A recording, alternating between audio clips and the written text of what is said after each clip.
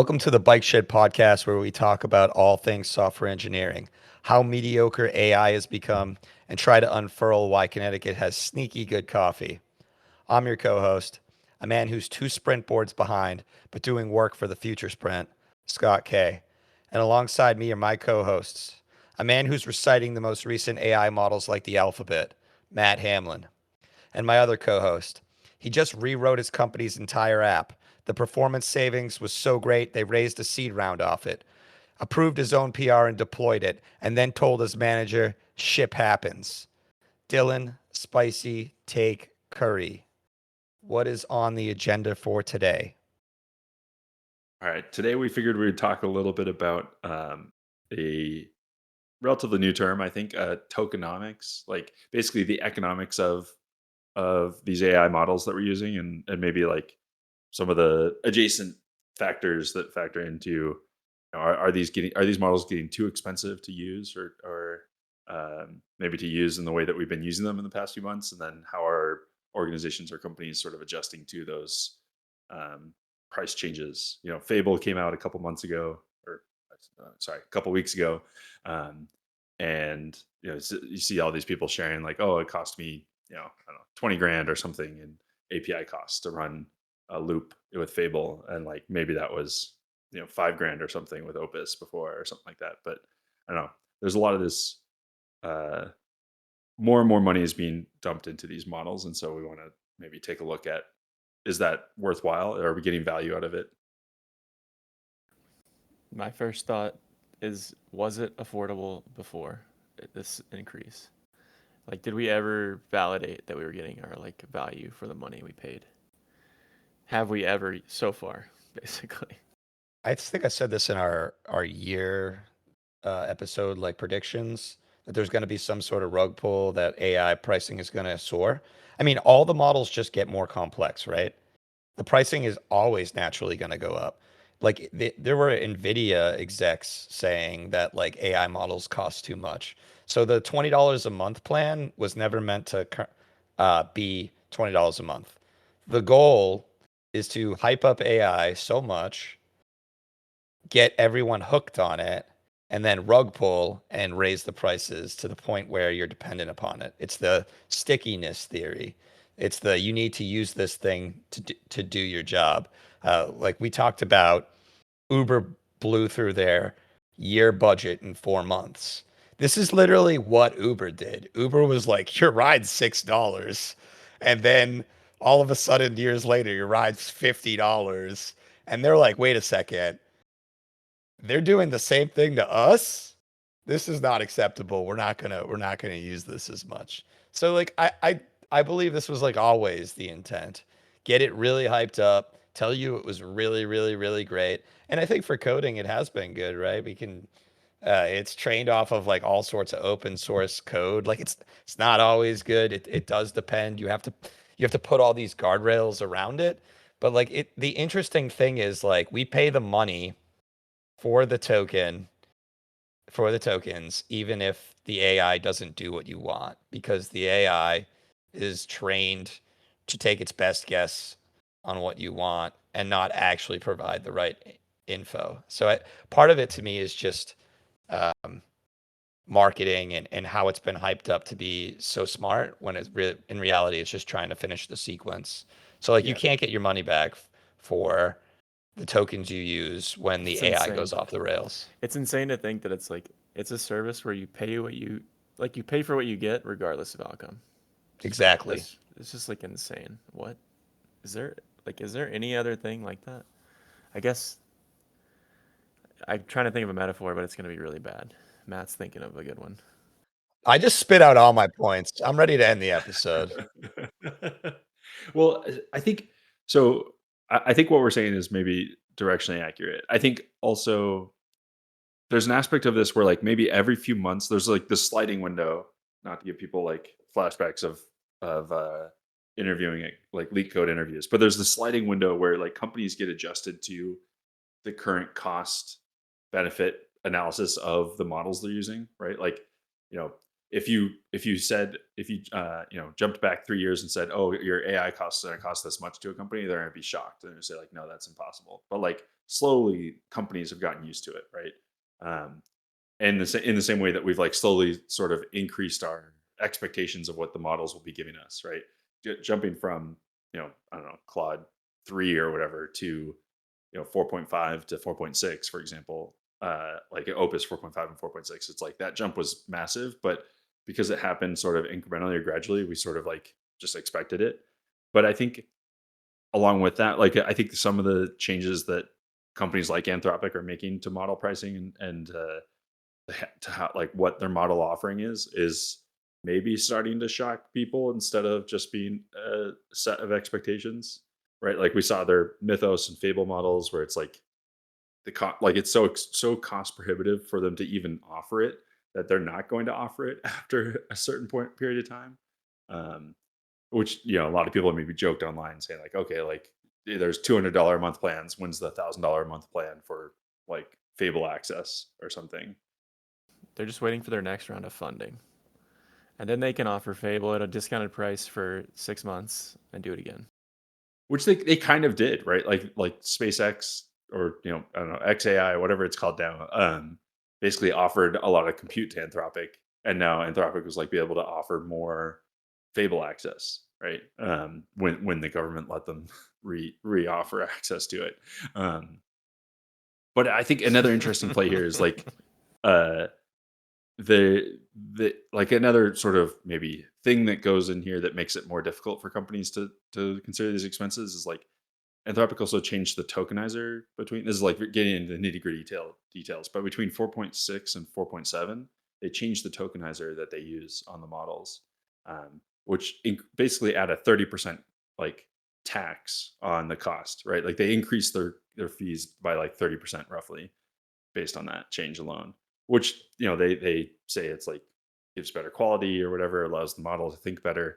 But at the end of the day, like at least what we've noticed at HubSpot is like we haven't jumped to 4.6 or 4.7 or 4.8 because of that increased cost and because the model isn't dramatically better or like you know worth enough to make that cost worthwhile for us. Um, so I think I don't know. There's a lot of other like ancillary things that just like keep adding on the fees to use the models. Yeah, I feel like every new feature they add is a new way to burn tokens just a little bit faster. Like we briefly talked about loops that I'm not really using, but loops is Yeah. another way of like, hey, just have your model running all the time, and maybe you'll have better outcomes. But that's like Yeah, gonna just drain the business's funds. There are good examples of that. We haven't had a Pi episode, but I tried out Pi auto auto something, research. auto research, yeah, and it will make something more performant in a loop, and that feels like a good use case for it. I didn't mean to go down this path. More so, I just kind of wanted to talk about the complexity, like token complexity. Like the more complex these things become, like Matt's talking about a change in the tokenizer. It's almost to give you better results. It's almost like a next evolution to trying to make the model better. And like I don't know what Anthropic did to improve the model beyond that. They probably did some things, right? But like that is part of trying to make a more performant model. So the complexity of the models as they become inherently more complex, the cost is just now raising. Yeah, It makes me wonder, like, it's we're still in a place where models, depending on what you're doing, coding versus maybe more general tasks, different models are still better, but the models are still bigger than maybe 2 years ago when we were working at an AI company, Matt and I, and we were being sold that small models, there'll be some router that routes to all small models and it'll do the right task. I'm not saying that that's wrong yet or not, um, but there are still task specific models. I've been talking to folks who've been like talking about spinning Quen up on their machine because it's cheap or free and it's pretty damn serviceable. So there is potentially that kind of future where folks are just actually finally spinning up their own models and just running what works for them with their workflow. yeah. I have like maybe two thoughts here. One is At work, we've decided to, well, the leadership has decided to make Sonnet the default model, if because we're primarily an Anthropic sort of shop. Um, and so, like, we used to default to Opus, or recommending that engineers default to Opus. But just because the cost is so prohibitive, uh, they've set the default to Sonnet, which is an interesting move. I think you can actually go pretty far with Sonnet. A lot of people maybe got used to just like defaulting to Opus and then not realizing that Sonnet is actually semi decent. But then there's this other thought, and this was shared by, I think, maybe one of my new favorite podcasts, the Next Token podcast, which maybe we'll share a link to in the show notes. But they had, I think, one of their most recent episodes. They talked about like, I think this future state where we're gonna end up is having this like intelligent router, like what Scott was talking about, where your queries get broken apart and sent to cheaper models that can do just as good enough work as something like Opus could do, um, but for a lot more inexpensive, or for a lot more savings than what you do when you send it off to Opus or 5.6 Sol Ultra Think or whatever it Isn't is. isn't this kind of what cursor auto mode is sort of promising?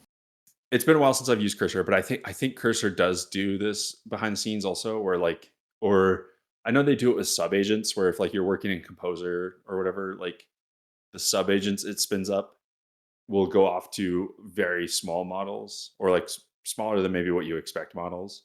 Um, and I've heard like a lot of maybe negative criticism about that, but yeah, I think the future is probably getting to that state where you have something, you have like a mixture of models, like how we had mixture of experts, mixture of agents. We have like a mixture of models, and you have some router model that routes between them.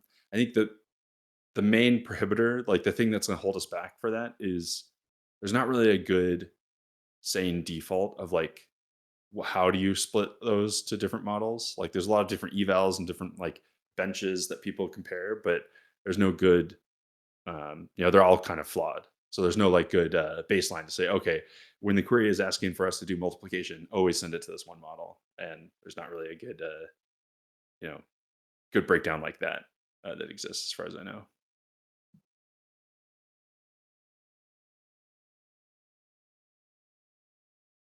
I'm curious. I'm curious if you guys have. So I shared, yeah, like HubSpot restricts access to 4.7 and 4.8. Curious if you guys have similar restrictions or like recommendations internally. Not yet. The only restriction I've ever seen is somebody messaged me and said, "Hey, maybe don't use that as your default model," which I thought was hilarious. It's like, why are you asking me this? Why don't you just put like a limitation on the model? There's got to be a way for them to do that, right? Yeah, I think we recently shifted over to. I think we were like, I don't know. I don't know exactly our setup, but we recently moved over to the Anthropic like enterprise plan, like the actual dedicated enterprise solution, where they have like more controls, or they offer us more controls of like what models we have access to and cost and whatnot. Um, and so like they can set like, for example, like internally we set a cost limitation of $0 on the Fable requests, so those will automatically be declined because there's no like we set our budget to $0, so we can't answer it. um, but I think we have a lot of other controls internally to like block models and block like sort of restrict access and things like that. So, yeah, I've been using Pi, and I can just like select whatever models we have in our Amazon Bedrock gateway. So I've been defaulting to 4.8 Opus. However, I just opened up, like, we have a wrapper around Claude CLI. I just did the models command there, and it says the default recommended is 4.8 Opus. Number two option is 4.8 Opus, the same option, I guess. Then it says Sonnet 5, and it suggests for routine tasks. There's Haiku 4.5, and then it's for some reason default to option 5. Opus plan mode, use Opus in plan mode, Sonnet otherwise, which is interesting because the first option says default. I don't know how that happened or that changed for me, but yeah. But there have been folks who work here, like higher up eng levels, who have been like suggesting folks use 4.8 and using it on some. I have heard people like suggest like is X high 4.8 or 4.7? I forget when they did that, but folks suggested like the highest settings, but now like I'm still hearing folks suggest like high settings, that maybe not the highest, but um, there is no like real guardrail. There have been folks who've done looping or overnight or done like really large tasks that have said that like they've been reached out to and say, hey, like your usage is kind of high. But nothing has come of it. And which is mind blowing to me because I feel like I use it so much and I've never once heard a thing about it. But yeah, so there's no real like guardrails or rules. We're still in a um, like an open period of like trial, I guess. I do think I don't know. I think I predicted this in our prediction episode. I do think at some point they're gonna say like, here's how much you get to use maybe in a given day, month, quarter, or something. But we're not there yet, and that's pretty cool. Dude, I just realized this is like the epitome of the bike shed. Like as engineers, why Yeah. do we care? Like why do we need to care what model we're using every day? I feel like we should be able to just focus. It brings me back to the need for something that's automatic. Like just give me like the company maybe, or like somebody at the company that you work at needs to just say like, here's what you use, and I don't need you to be concerned with what model you're using, because it's the biggest example of like tabs versus spaces. But now it's like it's exploded into like tabs versus spaces versus 6 other things or Yeah. more, like Yeah. 100, like 50, and then you're just spent arguing like, oh no, you need to be using these like ultra spaces. Yeah, I agree. I think we sort of, at least at HubSpot, I think we've maybe entered into that discussion more and more because we put in those restrictions. Whereas, like, I think it's what I'm signing or what I'm hearing from you guys is like, you guys probably have those discussions around like what model makes the most sense, but you don't necessarily have people constantly entering into the Slack channel saying like, why have we restricted access to this model? It's my favorite model. And it's like, whereas like, as soon as you put in those restrictions, you start to enter into that bike shed territory of like, what like, why haven't we allowed access to my favorite model over here or this other, like, why don't we have Kimi K2 deployed and accessible for us and things like that. Yeah, so we also now have a version of like our Claude code as a remote URL for us internally. And we are going to add Kimi K 2.5. The team that owns this was like, okay, they added like Pi as a harness there too. And they just basically were like, I said thank you, and they were like, "What do you want to see for models?" So like it's open, and they've been like saying like, "Here's the price per token based on these models," and I was able to make like recommendations. So like we're still in a phase where they want us to just try it out and find, I guess, the secrets that nobody knows, and what models are best for what use cases. It's just, to me, it's wild. Like you're gonna use it 100 times, and you're gonna have like a good or bad feeling about what happened, and then you're gonna make a Right. decision. And it's like, the more and more I think about this, the more I'm like, I just don't want to have to choose a model. Like, get that out of my like workflow. I know what you Yeah. mean. I kind of just default to like a good opus because I usually get the results I need. Like it's just Yeah. one more cog in the wheel of like trying to understand like the behavior of what's happening, and you just kind of usually want to do your work because I feel like we're all drowned out by being like, okay, I need to improve my workflow and build a skill that does XYZ because I do this thing all the time, or I need to like improve my workflow and build this other thing that does the workflow for me while doing the tasks that need to be done for the team all the time. Now you're going to tell me on top of that, I got to try out different models. Also, the whole start of this conversation is we try out a different model, but like again, the tokens and like what you ask it, the solution. There's no the API doesn't give you logs and say like you can read this thing. Here it goes because AI models, they just don't work. LLMs don't work that way, right? So, which is awful, but it's just the nature of the thing. But the problem with that is like now you get different responses and you can't justify why, right? So you're gonna try out a new model and just like you could use any model and ask it the same question 5 times and you get 5 different responses. So now you're saying try out a new model and do that and do all this work on top of it. It's like it's a lot of like I felt like I did a lot of work in the last month, but I have one project to show for it.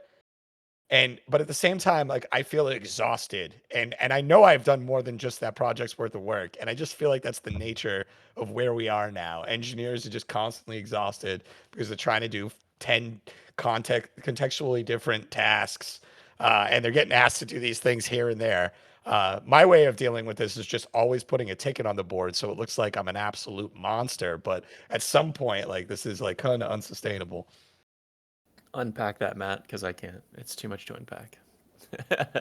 Point is there's like your cognitive load and threads, right? Like just changing different models. There's so much else going on. Yeah, that reminds me. Yeah, as you were talking, I think there's a lot of. I think Scott, you and I were probably talking about this the other day, also of like, I feel like a lot of people see the like top, maybe the top 10% is the wrong way to see it, phrase it, but there's this group of public figures on Twitter, for example, talking about the vibes and like what they've been doing with the models, and they're like, oh, like Fable is like the best model out. Like it's completely changed the way like I interact with these things. And then, 2 weeks later, like GPT 5.6 is amazing. It is like completely changed everything I've done. And it's like it makes it sound like these people are just basically changing their lives every single day. And like that's not true. And the actual case is just they're just like blabbering on Twitter to get views and get money from X. Um, so like there's this like I don't know, there's this huge shift between or huge gap rather between people that like fine tune skills every day. Like they run the same skill like thousands of times, and they have their agent run in a loop to improve just the skill, which is just like a markdown file that tells the agent to do a certain thing. And it's like they're just like doing this for the act of doing it and not actually like maybe delivering value. Again, this like hate to do this again, but like from the Next Token podcast, they talked about this in their first episode where it's like software hasn't gotten dramatically better. I feel like we've talked about this multiple times also. Like hasn't been the quality of software hasn't improved in the past, I don't know, maybe 2 years or something. But and yet we keep spending more and more money on these things, and we keep like sort of wasting time on these things. And it's like we're just like sharpening our tools, but never actually using the tools. We're just sitting there, at the whetstone, like sharpening a knife or whatever. And it's like we never actually cut the steak. We just keep sharpening the knife. I know It's Scott annoying. has a lot to say, but I have one quick question. No, go What ahead. is the like how does your company like try to measure value out of the usage of these things? Do they have any They don't. KPIs? No KPIs. We have like our internal DevX dashboard that shows like, time between, like all the sort of the DORA metrics and the space metrics, right? Like like time from, starting work to a PR is merged and things like that. But like that doesn't actually measure like value, right? It just measures how fast you're, how fast you're moving, but not exactly like, are you moving in the right direction? Are you solving customer pain points? Things like that. So yeah, I think it's as it's always been like measuring developer productivity is impossible. And so I don't know how people are selling to their superiors saying like, "Yep, these tools are great value to us." Like I don't know how they do that besides just on We vibe. have some dashboard, and hopefully the people that built it don't listen to this, but it says something like this is how many tokens you've spent and this is how many PRs you merged, and they just divide that and give you a number, and they're like, this is your like efficiency rating or something. It's just like the dumbest KPI I've ever They seen in my created their life. own formula that's not real. It's just like PRs merged or something. Yeah, dude, that's Like not. it's so Oh my dumb. God. I have so many thoughts. It's just so funny to me. Yeah, I worked on a project where I was like modifying a configuration and had to keep adding to it. So I had like 20 PRs in a week. So it made me look like I was the most like performant engineer on the team on this dashboard. We can do so much with AI so much faster. like the human is now like the bottleneck, and like you should make a lot more PRs. Like you should break your PRs down. Like don't get me wrong, like we've talked about AI code review, but like at some level you need to like I mean I don't know about other people, but like I don't feel good like just yeeting some code out into production without at least looking at it and having some semblance of an understanding of what it's doing. Like I don't want to be the responsible for breaking production. Um, but yeah, yeah, I don't know. It's interesting. So like yes, like software hasn't improved. Like Matt brought this up, but we just keep doing more faster. And to Dillon's point, like you should be doing more PRs, like, but that doesn't equate to like quality or better, right? Like that's like the big thing I wanted to say. I also wanted to call out. We used to have like an AI leaderboard, and I kind of got rid of it, but it was just like I think encouraging adoption because it was just like who's used the most tokens. It was no like magic formula. Um, and I don't know, like Matt was talking about the like online AI, like this is what I've done. I've seen the same thing. Like people like show their workflows. I mean, I'm guilty of it, and I just feel like I have this theory that now that we're in the AI world, like the goal is to like be like, hey, look what I'm doing, whether it's a workflow or it's like this new shiny tool I found. And it just impresses like leadership, or and it's like, whoa, look at all the things that you could do, and it may not be right. It may be right. I don't know. Like, it was another thing we wanted to talk about is like how it's just in general AI workflows and like what it could be. We've brought up loops today. There's all these different ways. My hot take here is maybe not so hot. Is like there is no one perfect workflow. It's like kind of what works for you. But I see people present their workflow and it's almost like it's a holy grail, and then they're getting all this credit for it. And I feel like that's the online Twitter space. It's like, oh yeah, Fable's so amazing. Meanwhile, my manager's like, yeah, I tried out Fable. It wasn't that impressive. It wasn't much better than Opus. And then Matt's saying, like, his company's like, we use Opus 4.6 because 4.8 isn't that much better. I didn't have to even think about is 4.8 or 4.6 better. We were allowed to just use it. So like, I don't know. Sometimes I'm just blindly blowing past that and being like, this is what we use now. Let's go. I think maybe the message of the day is maybe be cognizant of how much time you spend whittling at your workflow, and like maybe consider if you need to use the most advanced, like the newest fandangled model on the market, or if you can just keep getting by with a Sonnet 5 or whatever it is now. Sonnet 3. It's Sonnet much 3, cheaper. yeah. So I still recommend like experimenting with workflow, but breaking it down small enough that it like Yeah. it doesn't Yeah. make things hard for you. I think the thing I want to do is just use like care less about what model I'm using and just like try to forget about Yeah, Yeah. it. Like agreed. I don't know what that means. Maybe I'll get worse results, but I just don't want to be caught in that like thought experiment all day of like, oh man, if I had asked this other model like today, I would have maybe finished this work faster. It's like that's gonna drive me Yeah. insane. It already is. Yep. Yeah. I think there's this like, yeah, you want to experiment, but you don't want to overthink it or like overcomplicate it, right? Like mess around a little bit here and there, but then don't like but then like pick something that is good enough for your workflow, and then Yeah. don't really be swayed too much to switch all the time. I think a big reason I'm at this point is I spent like the last 3 months experimenting on like every feature and tool that they have, burning tokens, and then felt like I'm not even using any of the tools that I built anymore. Yeah. Yep. It just felt like I learned, okay, I really don't need to like waste all my time doing this all day. Yeah. All right. Let's transition to stand up. Who wants to go first? I can give Matt's update.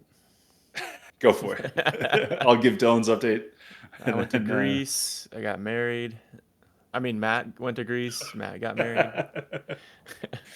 You did get married, Dillon, twice. You say I got married? You got married twice. Yeah, kind of. You not thrice though. Like Matt's marriage was Matt's, but you got married twice Yeah, I can give my marriage stand-up update. to the same person. Go ahead, Matt. Since I got you started. All right. Yes, we took a short summer break on the podcast. In that time, yep, got married, a honeymoon, uh, came back, uh, been working. That's about it. Wait, I just Now, missed the work part. My bad. no, now we have to spend our next few weekends writing thank you notes for everyone. So that'll be fun. Um, yeah, I don't know. Nothing too exciting. Sort of, it was a weird time coming back because we worked for like 2 days, and then it was July 4th, and then for us, we had like this week of rest around July 4th. So there wasn't that much work happening either. So it's been kind of funky, but maybe next week it'll be back into the